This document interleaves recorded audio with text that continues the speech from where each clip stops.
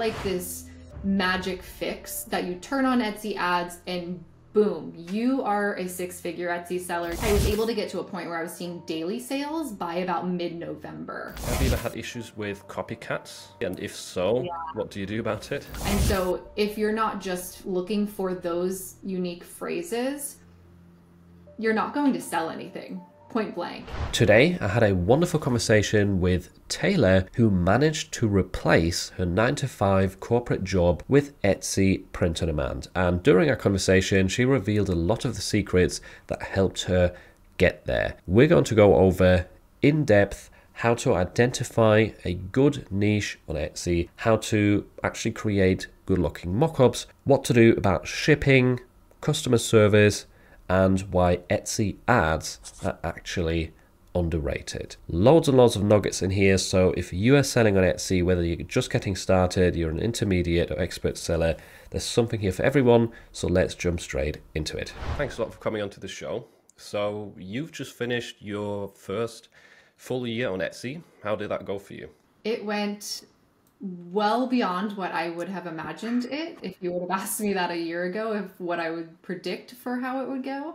I ended my first full year to backtrack, I started in October of 2022.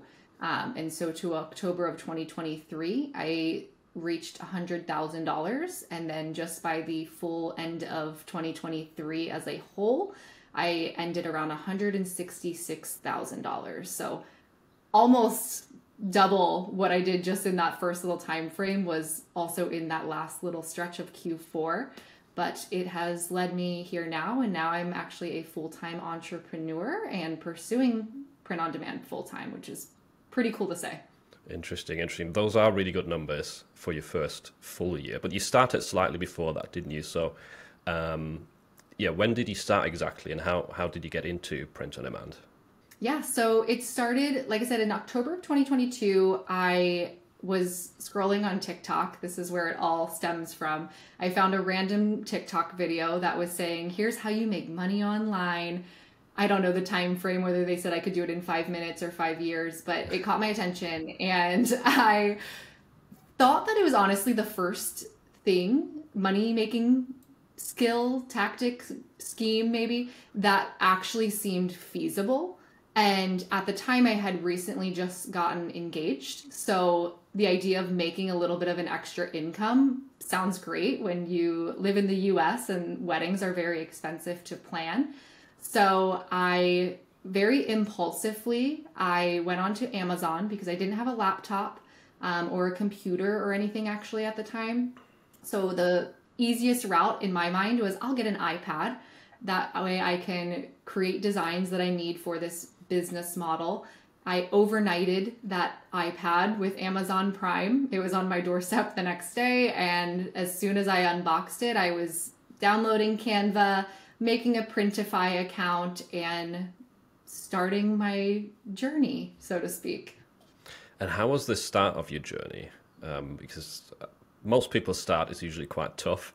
You know, they get the laptop, they get the iPad, they get Canva and everything, and then put in a lot of work, but you know, it tends to be quite slow at the beginning. How was your experience? So I definitely saw momentum faster than what the average person sells and sees with print on demand, and especially on Etsy, because it does have lots of others trying to do the same thing.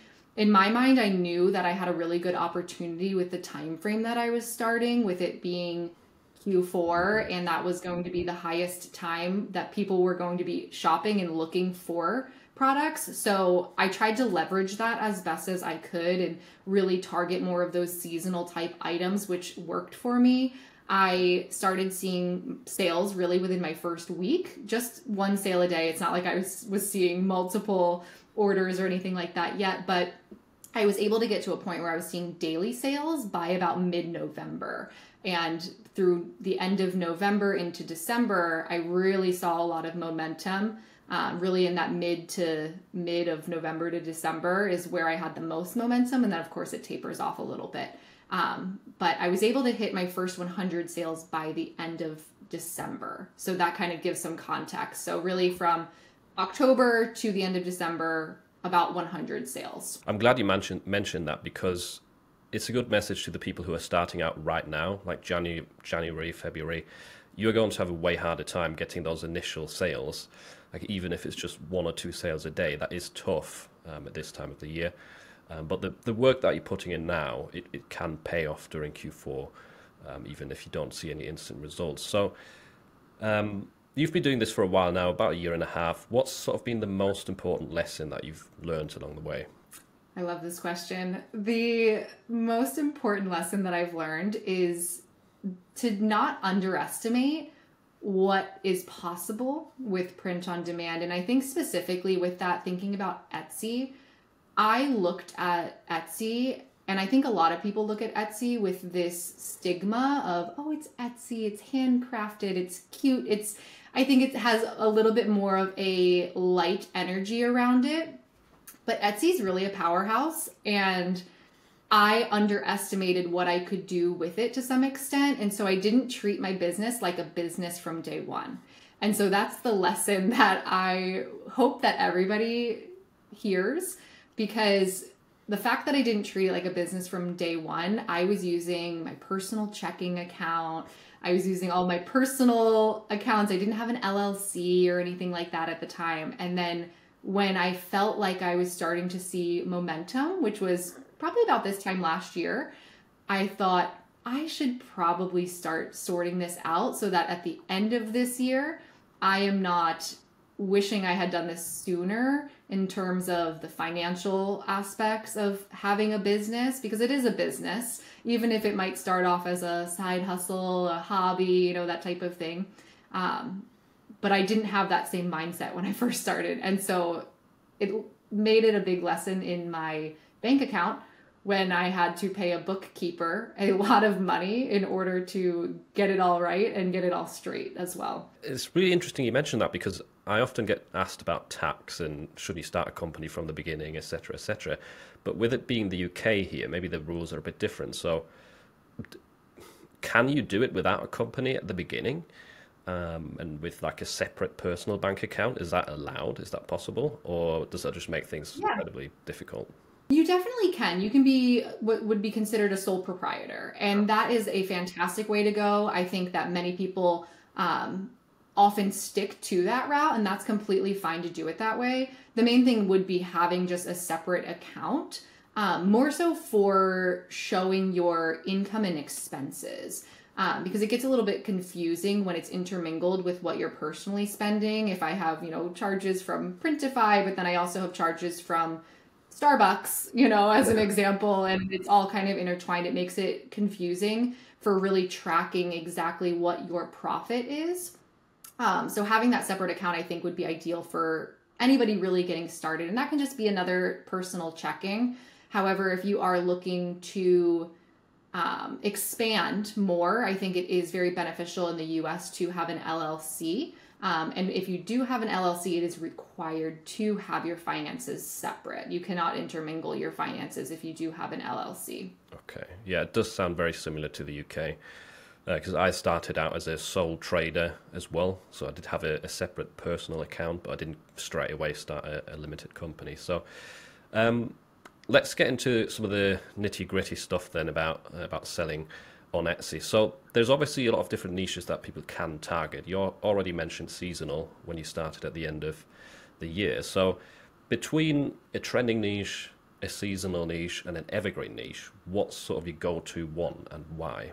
So it's changed a lot throughout that time frame that I've been selling. It started with a lot of seasonal, and I think there's a lot of value in seasonal. And seasonal, I think, kind of is very similar to trends in a certain regard. It has a lifespan, where seasonal, at least it's on a calendar. Kind of when that trend is going to be in a sense, whereas just trends evolve randomly. And if you have the time to tap into, they're great. But they're really good for getting a little bit of that momentum, just like those quick sales, those quick grabs. Whereas evergreen, I find, takes a little bit more patience, which most new sellers don't necessarily always have the patience for. However, I think a good strategy and what I started to shift to throughout my personal journey was kind of having a little bit more of a split of about 70% seasonal, 30% evergreen. roughly, so that I'm hitting those little boosts, and I call them like little cash bonuses throughout the year, and getting that momentum. But then that momentum helps build up more reviews in my shop and kind of builds what Etsy, I assume, looks at for what types of shops they want to push, so that the evergreens can also start to build as well. Now, where I'm at and being over a year in now, Evergreen is my favorite because I am seeing revenue every single day in my shop now from the evergreens that I built with time, that I don't have to be as active and listing every day. Whereas with the seasonal, I will say it kind of felt like I was a little bit on a hamster wheel when I first started chasing those seasonal designs and those seasonal niches, because there's always the next big thing that it can get a little overwhelming, especially if you're working, which I was working full time as well while doing it. I'm glad you mentioned that, because I was already going to ask you, if you had to start again from scratch, would you do the same? Would you go after the seasonal trends at the beginning and then later on shift towards evergreen? I think I would. I think I would probably target more evergreen in the beginning though, and as opposed to where I first started, I was just seasonal. And so the issue with that is I knew that the things that I was selling in November and December were not going to continue selling. So I had to have a new game plan, and I was constantly strategizing, okay, well, what's the next type of seasonal event that I can target so that I can keep this pace going? Whereas if I were to start a brand new shop from scratch, I would sprinkle in those evergreens with it. Maybe every 5 seasonal listings, let's do an evergreen in there. And just so I can start kind of building that bank of evergreens, I think that would be better in the beginning. Yeah, I think as well with the seasonals, it is the problem that you can get more immediate sales, but then you're back to square one once the holiday's over. And especially as a beginner, I think that can be very demotivating if your sales drop back down to 0. So it's definitely worth investing some time into evergreens as well at the beginning. Even though they might not do that well initially, it builds up more of those regular sellers that bring you to a new level, for sure. So I've got a quote from you right here that I wanted to sort of get your take on, or some more in-depth info. So you said SEO isn't as important as you think. Selling a product that is in demand is what matters. Yes, I know that many people want to understand SEO and they do so much research. I was one of those people that was watching probably every single video that existed about SEO and trying to understand what it meant, what it was. And what I've learned is all you really need is a product that is in demand. And part of that is with your SEO, finding a really great keyword, a keyword that has high search volume. At the end of the day, search volume is what drives sales, specifically on Etsy, because Etsy is a search engine. And it might be different for different platforms that you can sell print-on-demand products on. But with Etsy, a customer is coming with buying intent. They have an idea of what they're looking for, and they're typing it into the search bar. And so if you're not just looking for those unique phrases, you're not going to sell anything, point blank. If you're just targeting these random things that you think are going to sell, it's not going to work for you. But I see so many people getting down too nitty gritty with it, where they're like, ooh, what about if it's a t-shirt? Should it be T-shirt or just T, no space shirt, or T, right? And they're overthinking these little details that really aren't that important with their SEO. You don't need all of those crazy things. You can find bestsellers on Etsy that have one keyword phrase. And it is the keyword phrase that people are looking for. It's a product that people are looking for. And it has a bestseller badge, has 20 plus in the cart, and it's seeing sales ultimately. And a lot of people look at that and they're like, well, they don't have a great title. And maybe they're using a extension to see the tags, They're looking at all these things and they're like, why is this listing working? It doesn't have all of these checklist items that I'm supposed to have, but it's a product that's in demand. And that's ultimately what is going to sell. Yeah, I think I agree in the sense that you can have a terrible listing in a great niche and get a lot of sales, but you can't have a really amazing listing in a terrible niche and make a lot of sales. It doesn't work. So it is definitely niche first, in my opinion, as well. And I've uploaded thousands of listings over the years, and it's been the same experience. I've tested both the extremely like optimized listings and just adding a few keywords, and both can sell. It just depends on the niche at the end of the day. Obviously, optimizing the listing helps, but it shouldn't be your primary focus. I think most people lack the niche research aspect, if they're struggling to get sales, that is. So on that topic, then, how would you go about identifying a good niche on Etsy? I only look at search volume, really. Especially now, once my shop has gotten a good bit of sales, I found that it's a lot easier to list an item and see momentum on it potentially the same day or next day, which I can only attribute, there's no exact science. This is just me guessing, but I'm assuming it's because there's some type of quality given to the shop as a seller on Etsy, and seeing that it has sales, it has these reviews and things like that. Just kind of like a listing gets a listing quality score that we never really get to know exactly what it is or anything like that with Etsy. But search volume is the only thing that I'm concerned about. I want to make a data-driven decision. If the product has high search volume, if the niche has high search volume, I'll target it really regardless of competition, because I have already built that momentum. However, that wouldn't be my strategy as a very beginner. I think it's important to look at the competition in that regard for finding those good niches. And I get the question asked all the time, well, what type of search volume is good enough? People always want to know a number, and my answer to this question always really sucks, but I love sharing it because it's all relative to the competition in a sense. If I find a keyword that has hundreds of thousands of searches, but it has a million other listings using that keyword, I'm not necessarily intimidated by that because there's tons of search there. And imagine if I did rank for that search term. That's a lot of people looking at my product potentially. The same thing goes to show if there's a keyword that has 200 searches, but it only has 1,000 or maybe just shy of 1,000 listings.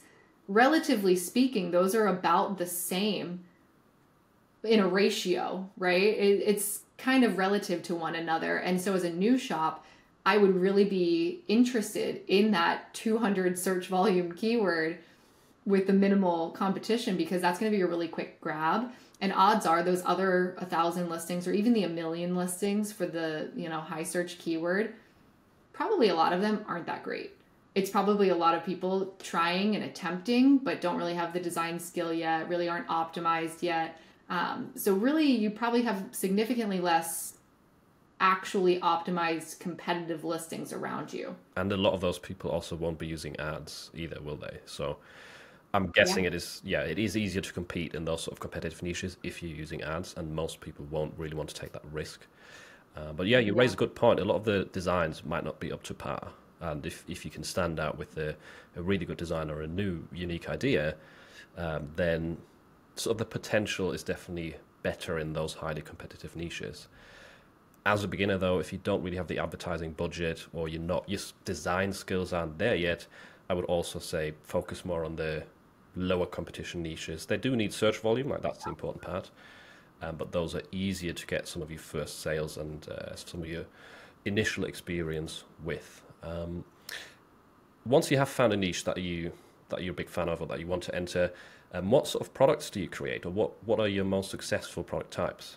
Yeah, so I started with apparel. I feel like most people who start with print on demand start with apparel. That seems to be the really easy route, and there's a lot of information about apparel that exists, so it helps in that regard. Lots of free content about how to do apparel.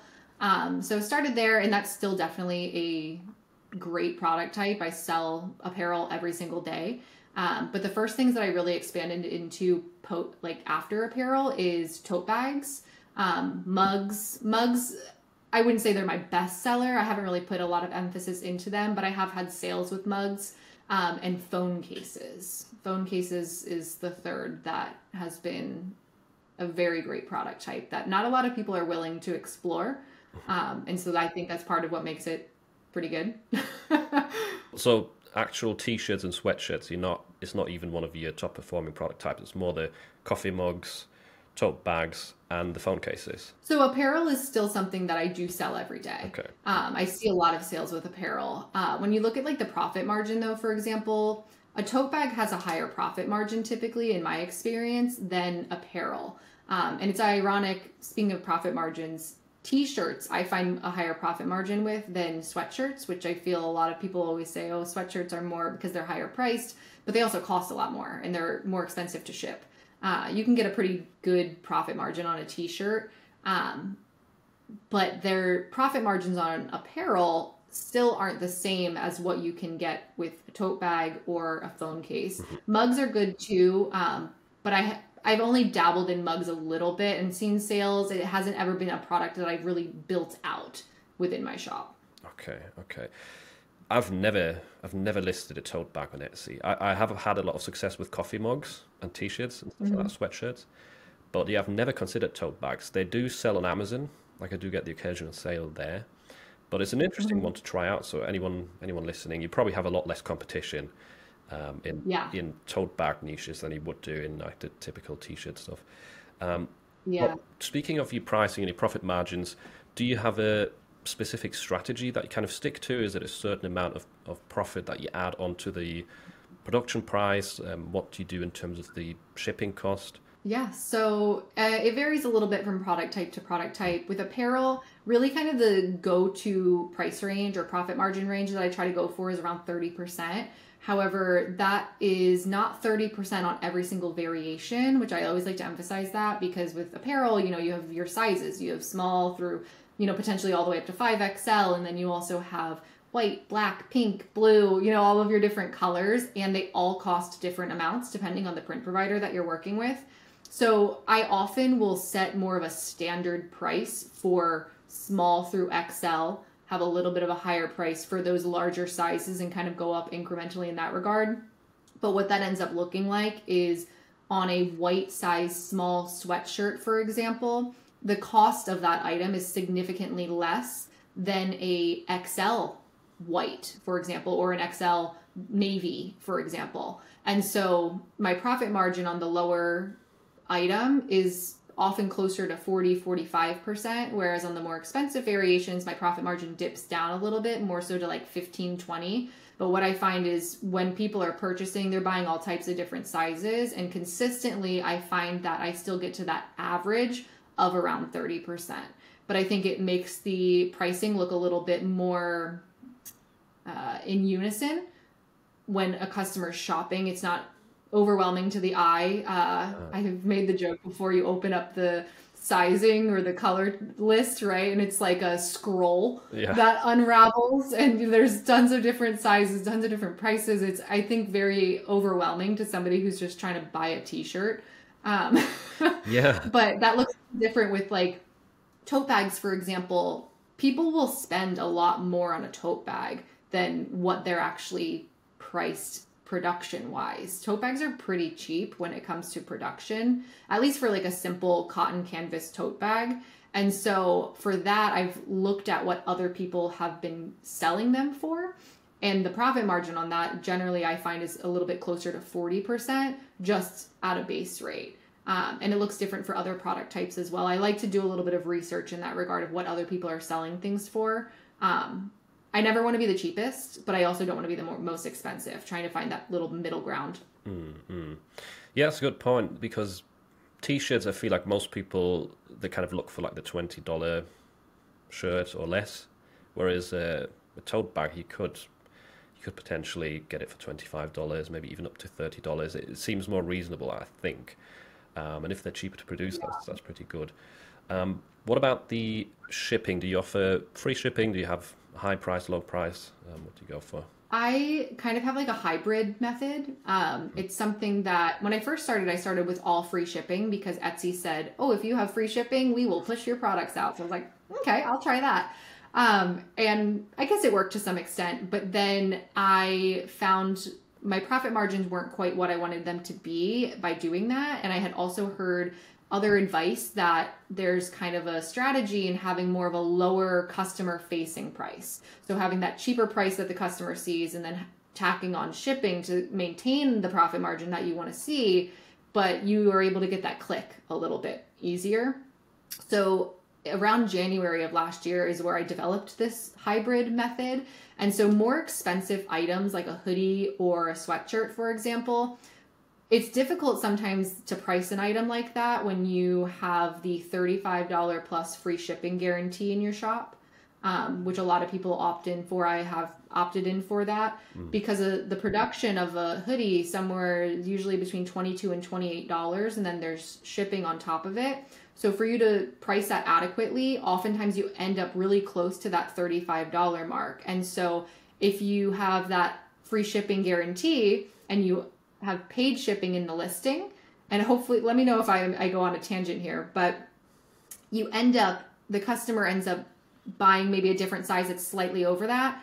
You lose out on them paying for shipping. Your profit ends up being at a loss. So in that way, and for that reason, I typically do just free shipping on those more expensive items, but then paid shipping on the more lower, under $35 type mark items. And what I have found very valuable in that is in January of last year when I implemented that, that's where I started to see a lot of multiple product orders, because a lot of people were buying some of those lower cost items and then they saw that they could have free shipping if they got that order up to over $35. And so my profit margins went up significantly, because when you have multiple orders going out, your shipping cost goes down as well, because to have an additional item is usually half the price in the shipping with a production partner.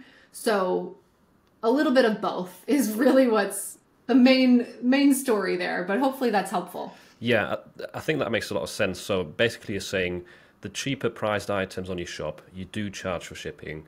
You don't charge an extortionate amount, but you tend to price them lower and add a little bit on for shipping.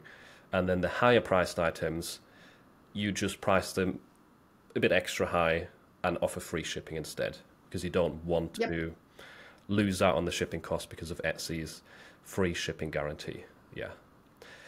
Which I've tried a bunch of times in the past and it's never worked for me. Like whenever I've turned that on, it seems that my sales had gone down, which is strange. So I typically charge for shipping on any product.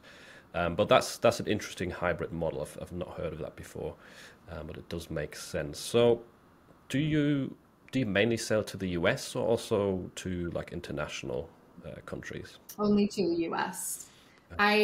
When I first started, I thought about selling internationally, and I was part of just like a random Etsy Facebook group because I was trying to learn a lot and see what other people had to say. And it's funny, it was actually around Valentine's Day, and somebody had made a listing that said it was something about French fries. It was like fries over guys or something, quirky for Valentine's Day. And their listing was removed because that is a phrase that was trademarked in another country. And so that country that had the individual who had the trademark took it down. And so I was exposed and learned about that you can have an item, and if you're not checking trademarks, not only in the US, you're also having to check trademarks in other countries. And I was working a full-time job. I was trying to make this as simple as possible. I also read an article that said, most of Etsy's shoppers, 80%, I believe, or more, are in the US. So that sounded like a good enough number for me. So I just kept it simple for that reason. That's exactly what I have been doing for most of my time on Amazon as well, because you have multiple marketplaces. They all have their own trademark laws, and most of the sales, for me at least, come from the US and from the UK. So I said, okay, I'll check those two, but I'm not going to check the other 5, and I'll just not publish to them to make things easier. Because it is like trademarks is probably, I'm guessing you agree, one of the most boring and dry parts of print on demand. So we want to try and avoid it as much as possible. Yeah. So you've essentially got in your shipping profiles, you've just got those countries turned off. You just offer shipping to the US. Yep. Yeah. Okay. Yep. Oh, one thing I forgot to ask you on the product types. Do you sell any personalized products? Have you dabbled with that a bit, or? Yeah, I do some. I don't do a lot. There was one experience I had where I had a personalized product start to do really well, which sounds like a blessing, and it was. It was great that I was doing really well, but every single day I dreaded having to take care of those orders, and it started to feel like a chore. It started to not feel enjoyable, so I toned it down a little bit and haven't really done a ton. I have been exploring a little bit more with personalization in general recently, because now there's software that can help with that process and automate that a little bit. And I'm not opposed to it, but I definitely want the automated way if I'm going to pursue it more. But I would say my shop is 90% non-personalized products. Yeah, like static designs. And you sell through Printify, don't you? So I'm guessing you're referring to Hello Custom with the automated way of doing it, or? Yep. Yeah, okay. We also touched on Etsy ads a bit earlier, and they do tend to have a bit of a bad rep in the POD community, at least amongst what I've heard. So what's been your experience with Etsy ads? Yeah, they definitely do have a bad rep. It's funny, when I first started, I consumed a lot of content, watched a lot of videos, and everybody was very anti-Etsy ad. And so my professional background, I was working with business owners, specifically in the franchise world. And with that, anytime somebody was starting a new franchise, they had to spend money to market it. And so there's a method to this story, or a method to my madness here, but they would spend thousands of dollars on marketing, and they were never guaranteed any type of return on investment. And they would spend money on coupons and mailers that they could send out to customers, potential customers, and majority of them probably just ended up in the trash. So when I learned about how Etsy ads work, I thought, well, this is amazing. It's pay per click. I get to choose my budget. And the only time I'm going to spend that budget is if somebody clicks on my listing, which why wouldn't I want somebody to click on my listing? If they're clicking on it, that's going to at least give me information. If they click it and they don't buy it, that tells me that something drew them in. They liked the thumbnail, the SEO got it to the right people potentially, but maybe they didn't like the price. Maybe the rest of my listing images didn't answer any questions that they might have had about it. So it gave me a more clear path. And so I've run Etsy ads since day one for that reason. I went against the grain from everything that I was hearing as far as what is available online for free content. Nothing said to run ads. It said, don't do it, you'll waste your money. But I did instead. And I found that it is an amazing opportunity to grow if you're smart with them. That's the only caveat. You can't just turn them on. They're not like this magic fix that you turn on Etsy ads and boom, you are a six-figure Etsy seller. You have a top 1% shop. That is not how it works. You do have to be active with them. You have to make sure that you're looking at what listings are spending that budget.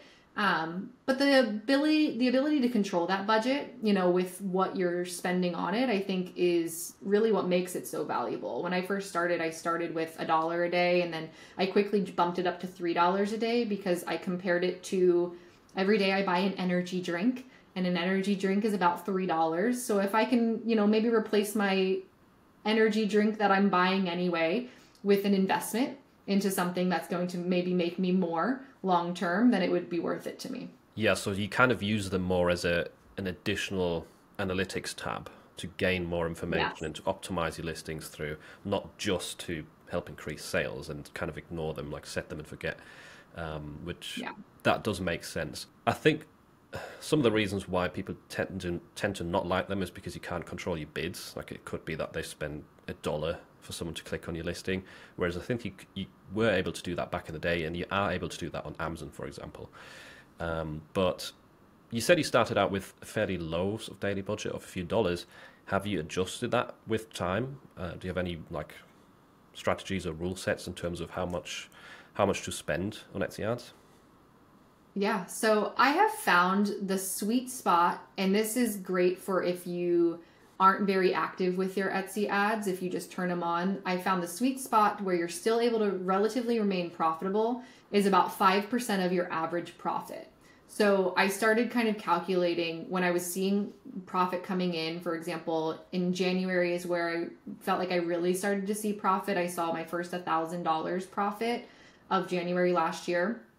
And so I'm like, all right, well, that equates to, if I get my calculator, $1,000 divided by 31 month or days in the month of January. That was about $32 a day in profit. And so I generally found about 5% of that is a safe spot to be when it comes to my budget for Etsy ads. And so it's very minimal, but it was based off of what I was already profiting. So it kind of made sure that I was in a safe zone, so to speak. And so I increased that incrementally throughout the year. And then when it was coming around to Q4 of what we just passed, Q4, my second quote unquote Q4, I wanted to turn it up a notch because I wanted to really see what they could do.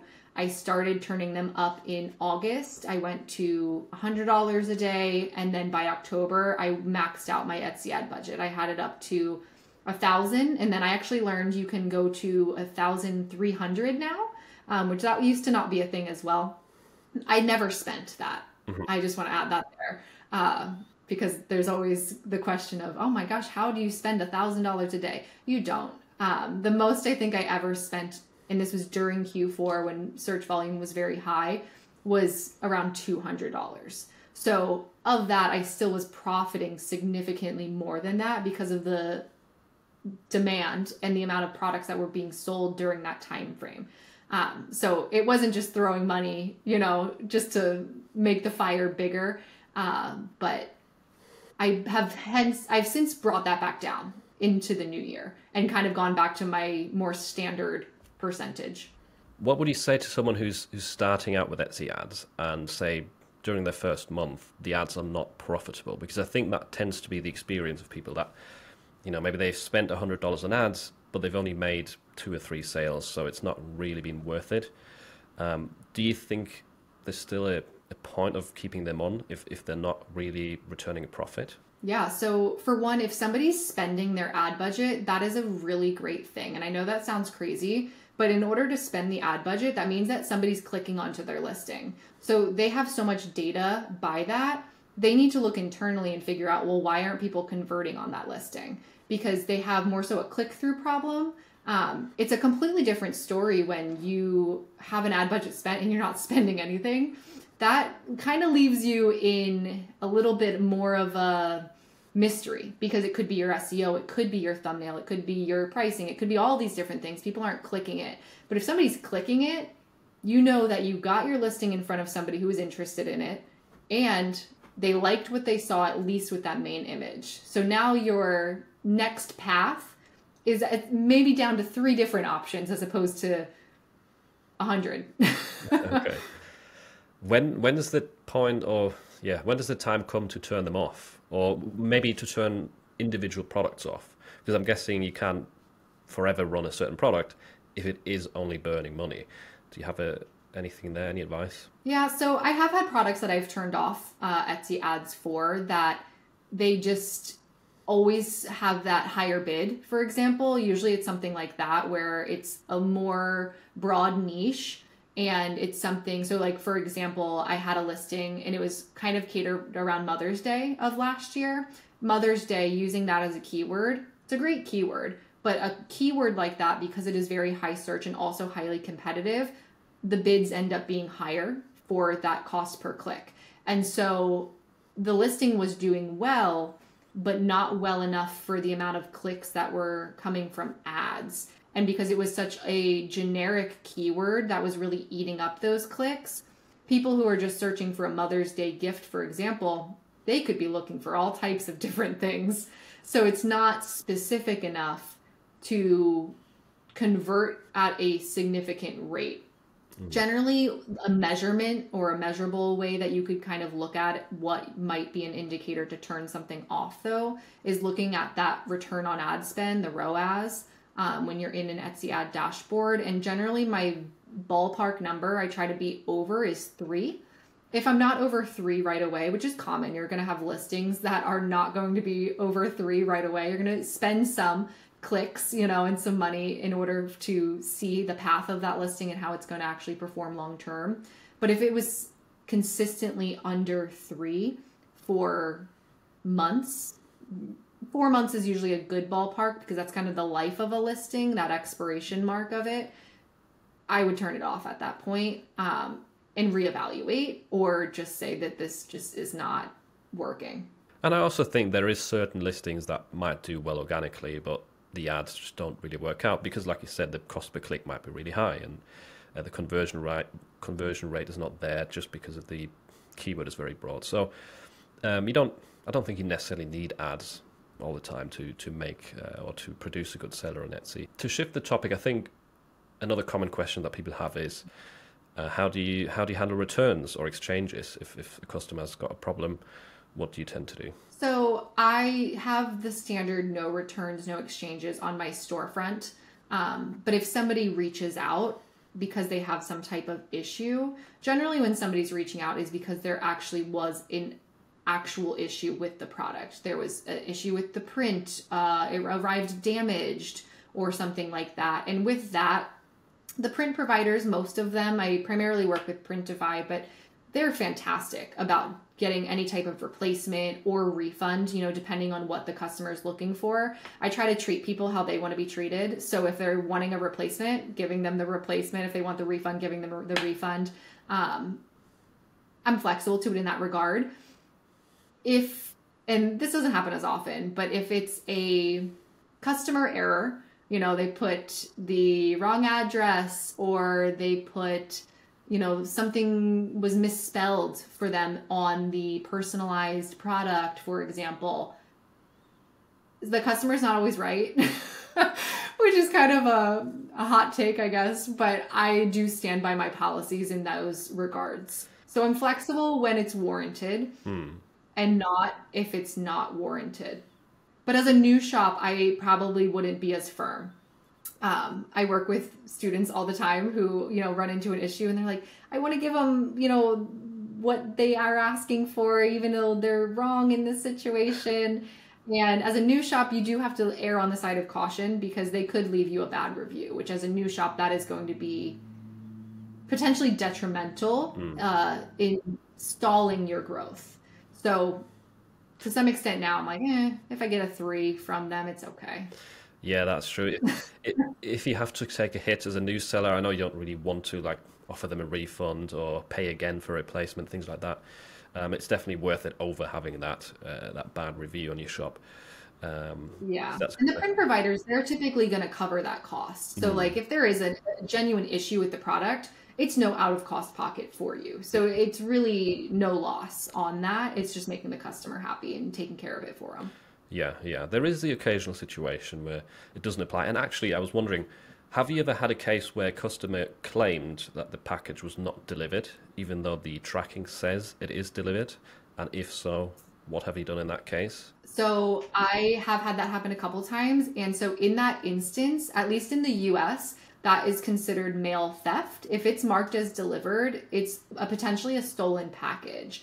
And so at that point, there's nothing that I can do, but I do actually have a saved note in my phone of the steps that they can do, actually with the United States Postal Service and what that looks like, because at that point, they do have to put it in the hands of the Postal Service that said it was delivered and the package is not there. But most of the time, if that's the case, they find it. Ironically as well. Yeah, I was going to say it is a tricky one because it could be honest that it hasn't been delivered and it's just an error on the tracking. But I have had people where it was quite clear they're just trying to get a refund and they probably did have it delivered. And then if you give it some time, you tell them this is what you have to do. Or I think at one point I even said, I've spoken to the Postal Service, we're going to investigate and find out where the package was left. And then they said, oh, I actually found it. So those ones you have to be careful with because people sometimes try and get some extra money out of you.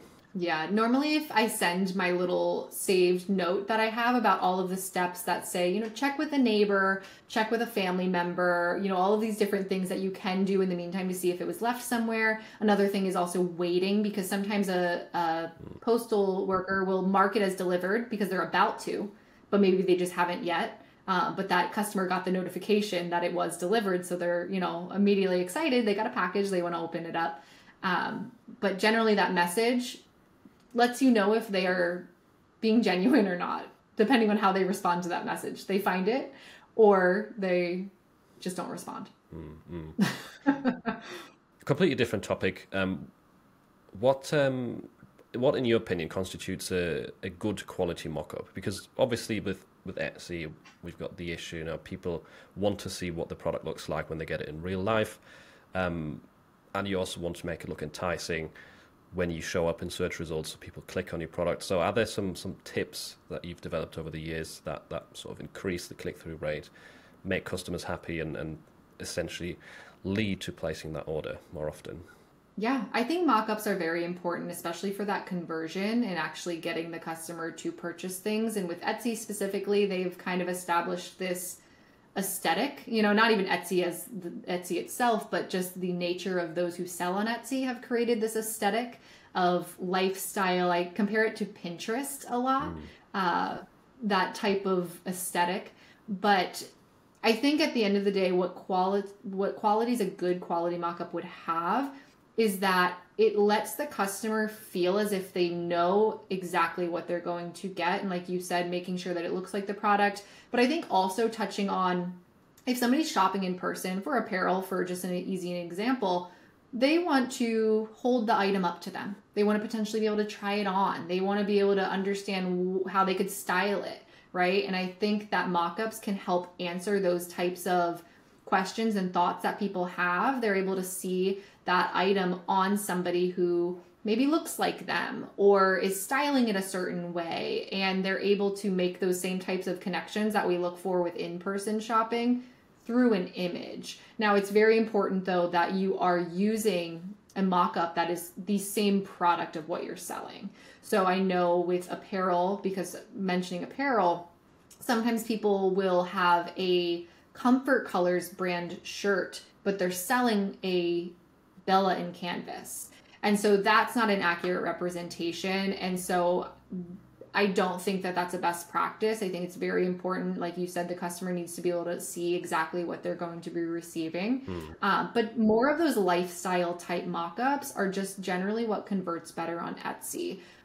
I don't consider the item with a plain white background, often more of like those stock photos that come from the print provider. Those just tend to not convert well on Etsy. And it's funny because, I know you're with Amazon and things like that. Amazon's the opposite. They have all types of backgrounds, right? And it's just kind of what you come to expect on Amazon. But Etsy has its own aesthetic, and that is what I have found to just earn that click a lot better. And I think it's kind of that emotional element of the shopping, being able to identify, how can I use this item, wear this item, how can it incorporate it into my life? It is kind of Etsy's branding, isn't it? That lifestyle mock-up, and Amazon, on the other hand, everything is just exactly the same. White background, boring looking, plain t-shirt, and that's it. What is your go-to resource when it comes to finding these mock-ups? So I've done a combination of things. When I first started, I started with using Placeit, which is like a subscription type service for mock-ups. I started there because I was all over the place. I started with apparel and I was like, oh, I want to do a tote bag. I want to do a mug. I want to do a phone case. I want to do all of these different things. And financially, it made more sense to do a subscription type service like that. You do have to weed through a little bit, and find like the really great ones. I generally lean towards mock-ups that don't have somebody's face in it. So if it was a mock-up that had somebody's face, I would just crop it and kind of customize it myself in that way. But also there's tons of really great mock-ups on Etsy. There's tons of sellers that make mock-ups. I have found that recently when you're starting to look for mock-ups with the world of AI, some people are starting to create more like AI image mock-ups, which I definitely would err on the side of caution because it kind of brings it back to the point of, does this really look like the actual product? Whereas there's tons of Etsy shops that actually do the photography themselves, very high quality imaging, going into a studio, and they're relatively cheap. And a lot of the shops that do sell mock-ups on Etsy, it's always a best practice to click into their shop and look at their banner or in their announcements, because a lot of them offer bundle deals where you can get 5, 10, 15, or maybe they have like a whole shop discount as well. And you can get a decent amount of mock-ups for less than $20. and then you're set. You have them. It's not like you need to go out and buy more or anything like that unless you wanted to, but you could get a nice little library of just what you need and then be set. And I guess the benefit of that as well is you've got a bunch of mockups that are in a similar theme or a similar style, and that will make your shop look more uniform, because you don't really want to have 50 different styles of mockups for all of your different niches and make it kind of look all over the place. Have you ever ordered any of your products to make like real life photography mockups for some of your best sellers perhaps? Or I have never taken pictures of my own products. I have ordered samples of things just because it's always good to see what it looks like. I don't order a sample of everything. But in the beginning, I was curious to see, what does this look like? Or there have been a couple instances where, kind of going back to returns and exchanges, a customer wanted to return something, regardless of the fact that I was sending them a replacement. I told them to keep it. They wanted to return it still. So I was like, all right, send it to me. And so I was able to see the product, and whatnot, and I kept it for that reason. But I've never thought about doing my own photography. I am very big on thinking about what is the best value of my time. And to do my own photography, I wouldn't be able to do it in my house because the lighting's not great. I'd probably have to go to a studio, which is an investment. I'd have to I have a camera because I have a YouTube channel, but I'd probably have to have a good camera, do all of these things. And I rather just buy them from somebody else who has taken those steps for $5 and be able to list with them 5 minutes later. Yeah, it is a lot of extra work doing it yourself. I have done it for some of my best sellers and also used the images in, like, say, the banner, where I think it's maybe a bit more applicable rather than, ordering every single product of your shop and having it uniform. But it's a lot of extra work. And like you said, if you have a set of professional mock-ups that you've purchased, they're probably going to look better than you've never really dealt with photography. So it is definitely... I'll add to that really quick though too. Another thing I would add is I have experienced where people have left reviews with their photos. And so I think that can be another kind of way of having those photos as well. You can incentivize things like that. If you leave a review with a photo, we'll send you a coupon. You can do all types of things with marketing now. And you could use that with the customer's permission, send them a message and say, hey, do you mind if we use this in the listing? And most of the time people are going to be happy to that as well. Really good point. Yeah, I've done that as well before. Just added some of the better looking review images to the listing, because then the customer instantly has some validation that other people like the product once they've received it. Like I remember one specifically where I think someone got one of my coffee mugs as a gift and they held it next to the head and they were like really smiling and grinning, and it was like perfect and perfect to add to the listing. Have you ever dabbled with video mockups? Because they have become quite popular on Etsy these days. I have a couple times, and not that it was a video mockup, but taking my mockups and turning them into a video, if that makes sense. So like just using Canva, making like a little slideshow of the different colors as an example for a product, but other than that, nothing too extensive. Do you think it's made a difference? Like, have you noticed any more clicks or anything? No, and that's why I haven't continued. Yeah. It was kind of an extra step that just seemed like it was taking more time that I wasn't seeing big enough of a reward to continue it. And the thing is as well, there's like a million different things you can try with your shop to try and improve it. You can't always test everything to the max. So I remember as well, like I tried it with some of my best sellers. I didn't really notice much of a difference. With new listings, I do tend to do it more often now because of my designs. The service I use instead of Printify, they make it a bit easier to create those video slideshows in bulk. But if I had to do it manually, I probably wouldn't do it. On another note, have you ever had issues with copycats on Etsy? And if so, what do you do about it? Yeah, so I haven't had a ton of issues with copycats, but I have one situation that does come to mind, because they literally like screenshot my images and used my images in their own. And it's funny because I really just stumbled upon it. I don't really go out and look to see if somebody's copying me. I, again, don't think that that would be the best use of my time. And, you know, even if I did find somebody copying me, odds are, for the most part, if it was just them trying to knock off a design or something like that, I really don't put a lot of energy into that, because my thought process is, well, it was my idea originally. And so they're always still a step behind because they're using somebody else's ideas. I'll think of another really great idea and it's, you know, it's water under the bridge. I'm not going to pay a lot of energy into it. But the instance where they stole literally screenshots of my images, I kindly sent them a message and I just said, hey, you have my pictures. I know you have my pictures because I watermark them. I usually do a little bit of like a discrete watermark in some of my photos as well, that only I know where it is, and you can zoom in and see it, but most people aren't going to zoom in and see it on their own. But I can kind of validate it that way, and they removed the listing. Okay. And it was all fine. That's good. So I don't think I would ever pursue like legal action though. I don't think it would be worth, you know, it's like, I'll just create something else. It's fine. You could report it with Etsy and try and get it taken down that way, but I guess you save them that sort of strike on their shop by warning them beforehand or asking them to take it down.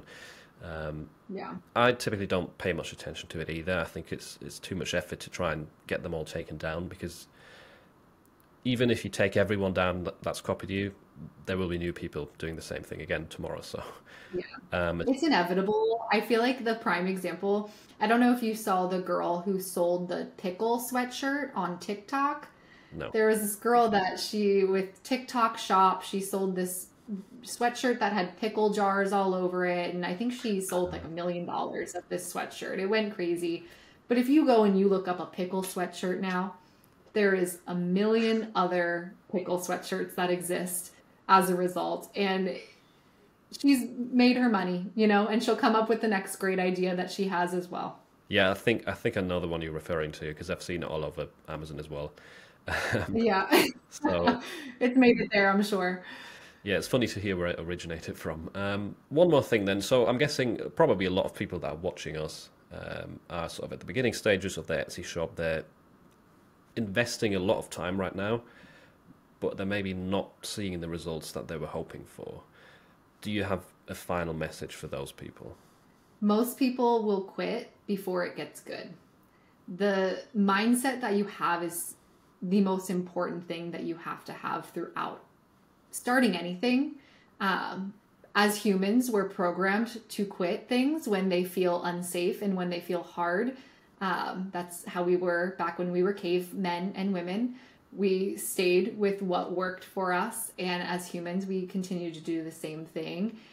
There is a big period of time in the beginning where your input will always be significantly more than the output, what you're going to see as a result. But there is a turning point where it does switch. And I can speak on my experience. I feel like I've been a good example of what that turning point looks like. My output now is significantly higher and my input is very minimal. I don't really do much in my shop every single day, but I still see over 5-figure months in my shop as a result of all of those hours, of all of that time that I did put in the beginning. So my one last thought would just be to be the person that outlasts the rest, because a lot of people will quit before it gets good. Where can people find you if they want to learn more from you? Yeah, so I'm on YouTube. TaylorPOD is my YouTube channel. I also do have an Instagram. It's TaylorPOD, but with an underscore at the end. Those are my two main platforms if you wanted to connect, and definitely leave a comment, say hi, and I try to respond to as many comments as possible. So yeah, I will also leave the links to those in the description for anyone who wants to check out Taylor's channel. Thanks a lot for coming on the show. That was a lot of valuable insights for any Etsy seller out there, whether you're beginner or advanced. I think everyone can learn something from you. And yeah, thank you a lot for coming onto the show. Appreciate having you here. Thank you so much for having me. This was such a pleasure.